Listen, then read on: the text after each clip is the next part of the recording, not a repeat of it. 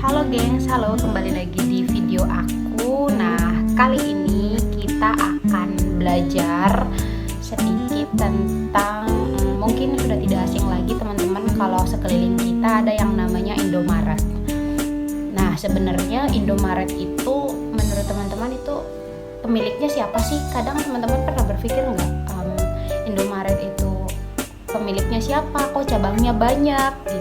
Nah, di sini aku akan mengulas sedikit tentang apa Indomaret, pemilik Indomaret itu siapa, dan usahanya yang banyak-banyak itu namanya apa gitu ya. Nah, kita mulai dari jadi Indomaret sendiri itu ada nama PT-nya. Nama PT-nya adalah Indomarko Prismatama atau biasa disingkat dengan Indomaret. Nah, Indomaret tersebut merupakan jaringan pengecer waralaba. Nah, kenapa tadi aku bilang bahwa di setiap kayak ada banyak cabang gitu. Nah, biasanya dalam entahlah itu ilmu bisnis atau ilmu ekonomi, yang jelasnya aku juga tahu bahwa waralaba itu usaha yang memiliki banyak tempat gitu. Jadi banyak tempat, ada juga dengan produk yang sama gitu. Oke, nanti kita bahas di video lain soal apa itu waralaba. Kita lanjut. Jadi Indomaret merupakan jaringan pengecer waralaba di Indonesia yang telah berdiri sejak lama. Indomaret ini didirikan pada tahun 1988, sekitar 35 tahun yang lalu segitu mungkin, dan telah memiliki gerai dari 18.113 gerai. Teman-teman kadang bisa ngebayangin gak deh gengs kalau 18.113 rupiah itu 13 rupiah kok jadi kayak mata uang ya, mata uang Indonesia ya. Jadi 18.113 gerai. Teman-teman bisa kebayang nggak omsetnya itu berapa? Dan ya mulai dari omset, pajak. Jadi nanti aja ya kita bahas lebih detailnya gitu. Jadi ini tuh sudah tersebar di seluruh Indonesia. Jadi kita juga gak akan heran jika Indomaret kini memiliki retail, pemilik gerai itu banyak ada di tanah air. Menjadi jaringan waralaba yang sukses dan besar, rupanya Indomaret ini merupakan salah satu anak usaha dari Salim Group. Nah, teman-teman juga pasti denger dong Salim Group gitu, yang didirikan oleh, nah ini pemiliknya nih, oleh Sudono Salim, salah satu grup bisnis terbesar di Indonesia. Memang si Sudono Salim ini nanti kita akan bahas lagi ya cabang ya, dia itu memiliki beberapa usaha. Mungkin kalau ada yang tertarik mungkin kita akan bahas ke situ ya. Salah satu grup bisnis terbesar di Indonesia. Jadi kini Salim Group dipimpin oleh anak dari Sudono Salim yang bernama Antoni Salim. Nah, pemilik Indomaret ini namanya Antoni Salim, tetapi dia berdiri di bawah grup yang namanya Salim Group gitu. Jadi dalam perusahaan itu mungkin teman-teman akan bertanya, kok bisa ya ada perusahaan sangkut paut dengan perusahaan itu? Nah, biasanya mereka di dalam satu grup perusahaan yang sama. Misalnya kalau dulu aku ada yang namanya KMK Group. Nah, kalau KMK Group di tempat aku itu biasanya kita kan produksinya sepatu. Jadi ada beberapa tempat, ada beberapa pabrik gitu. Beberapa pabrik juga nama perusahaannya beda-beda gitu. Tapi kita juga di satu grup perusahaan itu gitu ya. Hampir sama dengan kasus yang ada di Salim Group ini begitu. Jadi teman-teman udah pasti ingat dong siapa nama pemilik Indomaret. Namanya adalah Antoni Salim. Sudah tahu jelas bahwa Antoni Salim adalah anak dari Sudono Salim. Pemilik grup pemilik perusahaan Salim Group namanya. Nah, sekarang kita akan bahas kira-kira profil dan kekayaan Indomaret itu seperti apa. Oke, aku akan bahas secara umum. Nah, seperti yang kita ketahui bahwa Salim Group merupakan grup perusahaan konglomerat yang didirikan pada tanggal 4 Oktober. Nah, jadi teman-teman bakalan nanya nih, tadi yang 1988 tuh apa gitu. Jadi itu berdirinya perusahaan Indomaret. Nah, yang aku sebutkan bahwa tanggal 4 Oktober itu tanggal 4 Oktober 1972 itu berdirinya perusahaan Salim Group di Indonesia. Nah, perusahaan ini didirikan oleh Sudono Salim yang kini memiliki anaknya yang bernama Antoni Salim. Nah, kita bahas lagi karena mungkin sebenarnya Antoni Salim ini anak keberapa sih kok setelah dari Sudono Salim itu si Antoni Salim ini malah jadi kayak pemegang saham gitu. Di sini mereka nggak bahas ya anak mereka itu siapa-siapa, tapi yang ditekankan di sini adalah Antoni Salim. Kemungkinan karena Antoni Salim ini punya sangkut paut usaha dengan si bapaknya itu, bahwa di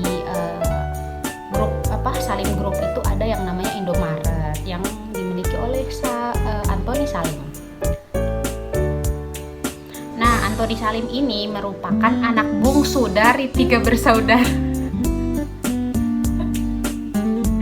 Jadi Antoni Salim ini dia itu adalah anak bungsu dari 3 bersaudara.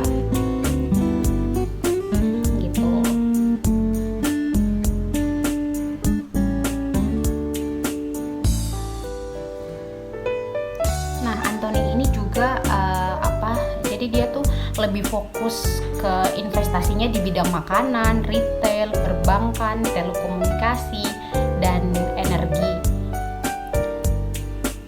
Selain itu, ia juga merambah ke waralaba, restoran cepat saji. Oh my god, lumayan besar ternyata. Jadi setelah Salim Group ini tuh setelah dipegang oleh Antoni, jadi Antoni itu dia merangkul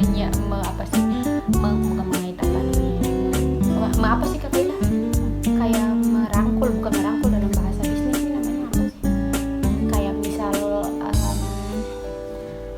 jadi misalnya beta mau kerja sama begitu, tapi bukan kerja sama dong, di bawah beta jadinya. Jadi kayak merangkul ya harusnya ya, bukan merangkul sih, bekerja sama jadinya. Jadi ia juga merambah ke waralaba restoran cepat saji seperti ada KFC, terus juga jaringan minimarket Indomaret. Terus jadi teman-teman mungkin kalau lihat stok di Indomaret tuh banyak banget gitu ya, wajar-wajar aja karena yang si Antoni Salim ini kerjasama dengan orang yang emang udah mainnya udah sesama perusahaan-perusahaan itu. Seperti contoh di sini dia kerjasama dengan Sari Roti, itu langsung dari perusahaannya, sehingga keuntungannya bisa lah ya dicapai gitu. Sari Roti, Bogasari, hingga perkebunan kelapa sawit. Jadi sebenarnya mulai tertarik si Salim Group ini tuh sebenarnya mereka kalau setahun tuh bayar pajak berapa banyak nggak sih?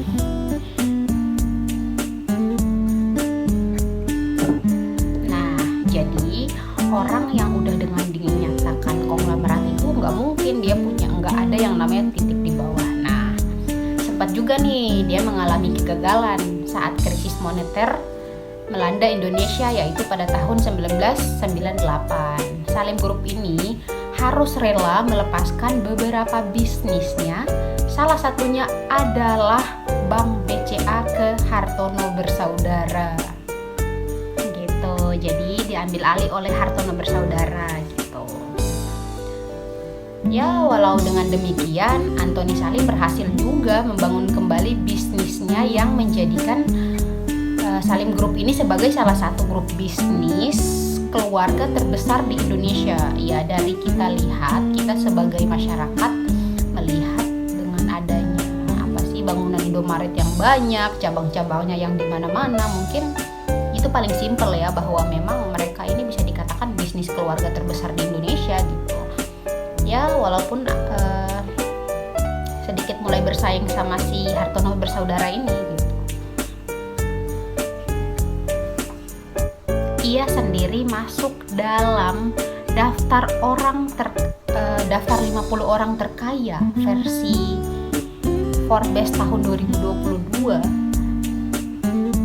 Nah, sebagai salah satu orang terkaya di Indonesia, jumlah kekayaan Anthony Salim sangatlah fantastis.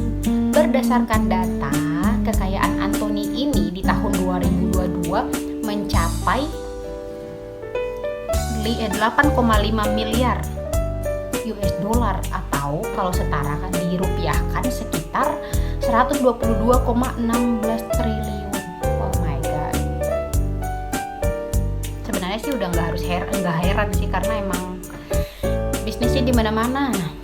Wajarlah dijuluki sebagai orang terkaya Indonesia juga, walaupun dari majalah Forbes, dari versi Forbes itu mereka urutan ke-50. Kekayaan Salim dan keluarga tentu masih terus bertambah seiring dengan investasi yang dilakukan oleh Salim ya. Nah, keluarga Salim ini pun memiliki saham di perusahaan investasi yang terdaftar di Hong Kong. Oh my god. Teman-teman mungkin kalau pernah dengar First Pacific. Kalau belum, nanti coba kita akan bahas-bahas lagi. Nah, yang memiliki aset jadi mereka tuh investasi ke First Pacific itu dengan aset sebesar 27 miliar US dollar di 6 negara. Teman-teman bisa kebayang nggak? Halu aja dulu kali ya. Udah gak bisa kebayang tuh.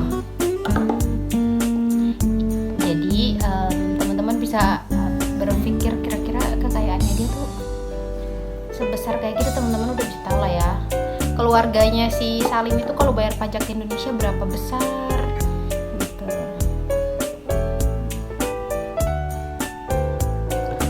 Sebenarnya ya kalau mau bahas-bahas soal kayak gini, ternyata ada sangkut pautnya gitu. Kayak misal dia juga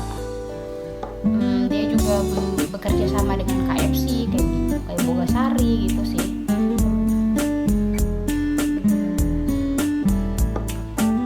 Kayak gitu. Jadi sebenarnya ini cara berbisnis. Jadi itu adalah perjalanan dari Indomaret, pemilik Indomaret yang kita lihat cabangnya ada di mana-mana gitu. Jadi aku rasa untuk video kali ini cukup dulu. Nanti kita akan bahas-bahas lagi. Mungkin teman-teman bisa request bahasnya apa gitu. Sebenarnya sih kayak kalau kita berbicara tentang bisnis atau berbicara tentang tentang investasi, tentang waralaba gitu tuh sangat ada kaitannya, dan itu lumayan banyak gitu. Jadi karena kali ini aku fokusnya lebih ke pemilik Indomaret itu siapa, jadi sudah aku jelaskan tadi gitu. Oh iya, biasanya kan kita kalau lihat kayak gini, kayak di awal kita lihat wah kekayaannya dia sekian triliun gitu. Ternyata namanya kita memulai bisnis itu ada yang namanya bukan fluktuasi ya, kayak fluktuasi gitu. Jadi ada naik turunnya gitu. Kadang kita bisa di atas, kadang juga di bawah gitu. Jadi bisnis itu sebenarnya aku juga masih belajar sih, karena aku juga bukan anak marketing, jadi belum terlalu paham betul-betul. Tapi dari ceritanya si Salim Group ini kita bisa tahu bahwa nanti kalau namanya kita memulai sebuah bisnis akan ada yang namanya kegagalan atau bangkrut atau memang modalnya nggak balik dan lain-lain. Jadi kita jangan tergiur dengan berapa keuntungan kita, tapi kita juga harus ada yang namanya biaya jaga-jaga untuk menjaga di kemudian hari apabila ada kayak lah gitu. Kalau kita rugi nanti modalnya dari mana, atau nanti tutupnya dari uang mana, atau dari modal mana gitu. Jadi ya itu mungkin bahasa sederhananya seperti itu. Dan kurang dari lebihnya nanti kita akan bisa komen-komen di kolom komentar. Oke, cukup sekian dari video aku dulu karena udah mulai panas banget. Kipasnya nggak jalan tapi rice cookernya masih menyala di bawah, jadi saya kepanasan. Oke, cukup sekian dan terima kasih. Sampai ketemu lagi di next video. Bye.